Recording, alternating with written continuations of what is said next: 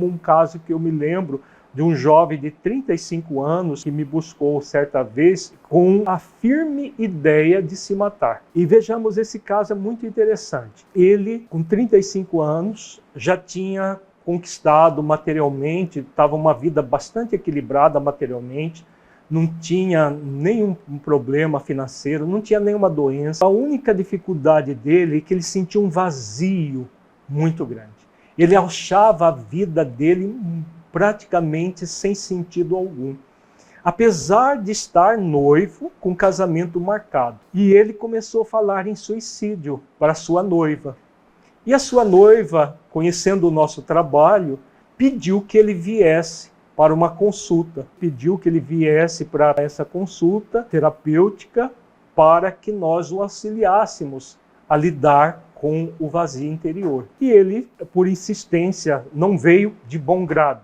Ele veio pela insistência da noiva. Na primeira sessão, refletimos com ele todas essas questões, as pesquisas científicas, porque dentro do setting terapêutico nós não entramos em questões religiosas, nem ficamos simplesmente focados em questões sociais, como as propostas materialistas ficam focadas mais no social.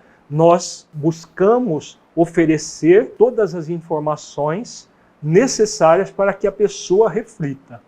Nesse caso desse rapaz, ele achou tudo muito interessante. Ele, uma pessoa inteligente, refletiu a questão, colocamos as pesquisas científicas que demonstram que o suicídio não acontece de fato, ele simplesmente mata o corpo, mas não vai matar a vida. Coloquei tudo o que era necessário.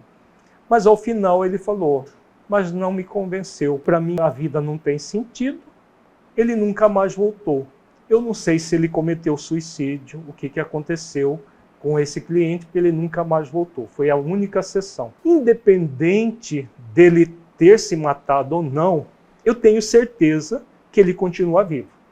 Ele continua vivo ou no corpo, desistiu por um outro motivo, ou pela própria fala que tive com ele, ou ele se matou e continua vivo numa outra dimensão. E vai reencarnar para lidar com essa questão do tédio em relação à vida, do vazio em relação à vida. Eu tenho dezenas de outros clientes que aceitaram o convite. Esse é um dos casos que eu me lembro nitidamente como se fosse hoje. Já tem uns 10 ou 15 anos esse caso. Mas muitos outros aceitaram o convite e o que eles fizeram? Eles aniquilaram as causas do sofrimento. É esse o grande objetivo da terapia, principalmente da terapia com essa visão consciencial da vida, em que a pessoa vai mobilizar a força autoevolutiva, essa força ligada à vontade de autotransformação, que tem 4 pilares: a força de vontade, a competência, o auto-amor e a busca da felicidade. Nós já trabalhamos isso em outras lives. Ao buscar esse reforço dentro de si, essa força da vida, nós vamos trabalhar o sentido existencial, uma série de recursos que a psicoterapia consciencial tem para aprofundar nos valores profundos da vida, aprofundar em questões muito significativas para a pessoa, e que quando ela quer se livrar de toda a causa do sofrimento, eu sempre digo para os nossos clientes na primeira sessão terapêutica, a terapia transpessoal consciencial é uma terapia que pode mudar completamente a sua vida, mas não é a terapia que muda a sua vida. Quem muda a sua vida é você, com a ajuda da terapia. Então, aqui você vai ter todos os elementos necessários para transformar a sua vida. Mas é fundamental que você queira realizar essa transformação. Principalmente as pessoas que têm ideação suicida, é muito significativo e importante você trabalhar esse porquê profundo.